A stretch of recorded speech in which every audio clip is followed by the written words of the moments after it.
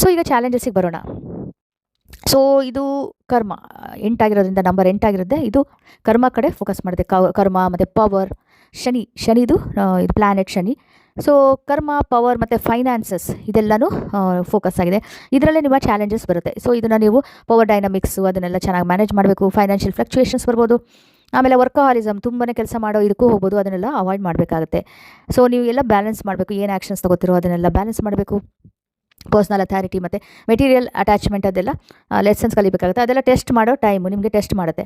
So ಮೊದಲನೇದಾಗಿ financial ಮತ್ತು material fluctuations ಏನಂತ ಹೇಳಿದ್ರೆ, ಎರಡು ಗೇನ್ ಬರುತ್ತೆ ನಿಮಗೆ.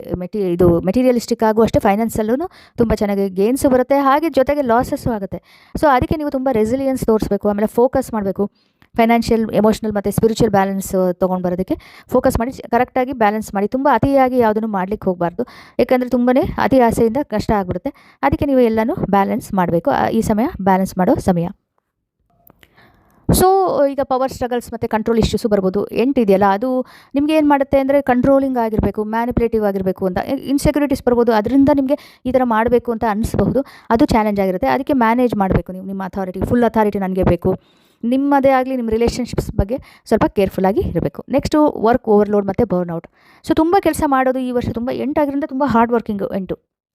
ಅದು ಕಾಮನ್ ಆಗಿರುತ್ತೆ ಹಾರ್ಡ್ ವರ್ಕ್ ಮಾಡೋದು. ಅದರಿಂದ ಏನಾಗುತ್ತೆ, ನಿಮ್ಮ ಎನರ್ಜಿನ ಸರಿಯಾಗಿ ಬರ್ನ್ಔಟ್ ಆಗಲಿಲ್ದಂಗೆ ನೀವು ಮ್ಯಾನೇಜ್ ಮಾಡಬೇಕಾಗುತ್ತೆ. ನೆಕ್ಸ್ಟು ಕಾರ್ಮಿಕ್ ರೆಕನಿಂಗ್ ಅಂದರೆ ಈ ವರ್ಷ ಕರ್ಮ ಏನಾದ್ರೂ ಡಿಸ್ಆನೆಸ್ಟ್ ಆ್ಯಕ್ಷನ್ ಇರ್ಬೋದು, ಚೀಟಿಂಗ್ ಇರ್ಬೋದು, ಅಥವಾ ಏನಾದರೂ ಸುಳ್ಳು ಏನಾದ್ರೂ ಇದ್ರೂ ಅದು ಎಕ್ಸ್ಪೋಸ್ ಆಗುತ್ತೆ. ಹಾಗಾಗಿ ಆದಷ್ಟು ನೀವು ಸತ್ಯವಾಗಿ, ನಿಮ್ದು ಆನೆಸ್ಟಾಗಿ ಏನು ನಿಮಗೆ ಟ್ರೂತ್ ಇದೆಯಲ್ಲ ಅದನ್ನು ಫಾಲೋ ಮಾಡಿ. ಅಲ್ಲಿ ಯಾರಾದರೂ ಇದು ಮಾಡಿದ್ರೂ ನೀವು ಅದನ್ನೆಲ್ಲ ತೊಗೊಳಕ್ಕೆ ಹೋಗಬೇಡಿ. ಅಂದರೆ ಅವ್ರು ಹೇಳಿದ್ರು ಅಂತ ಟೆಂಪ್ಟ್ ಆಗಿ ನೀವು ಇದಕ್ಕೆ ಹೋಗೋಕ್ಕೆ ಹೋಗಬೇಡಿ. Next emotional attachment. So success ಮತ್ತು ಮೆಟೀರಿಯಲ್ ರಿಸಲ್ಟ್ಸು ಅದರಿಂದ ಏನಾಗ್ಬಿಡುತ್ತೆ, ತುಂಬಾ ಫೋಕಸ್ಸು ಪೊಸೆಷನ್ಸು ಅದೆಲ್ಲದಕ್ಕೂ ಹೋಗಬಹುದು. ಆಮೇಲೆ ಪರ್ಸ್ನಲ್ ರಿಲೇಷನ್ಶಿಪ್ಸ್ ನೆಗ್ಲೆಕ್ಟ್ ಮಾಡೋ ಚಾನ್ಸು ಇರುತ್ತೆ. ಅದನ್ನೆಲ್ಲ ನೀವು ಅವಾಯ್ಡ್ ಮಾಡಿ.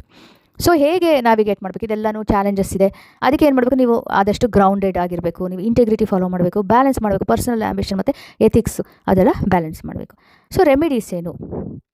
ಸೊ ನಿಮ್ಮದು ಪರ್ಸ್ನಲ್ ಇಯರ್ ನಂಬರ್ 8. ಈ ವರ್ಷ ನಿಮ್ಮ ರೆಮಿಡೀಸ್ ಏನಂದರೆ, ಇದು ಕಾರ್ಮಿಕ್ ಆಗಿದೆ ಮತ್ತು ತುಂಬ ಹೈ ಎಫರ್ಟ್ ಇಯರ್ ಇದು.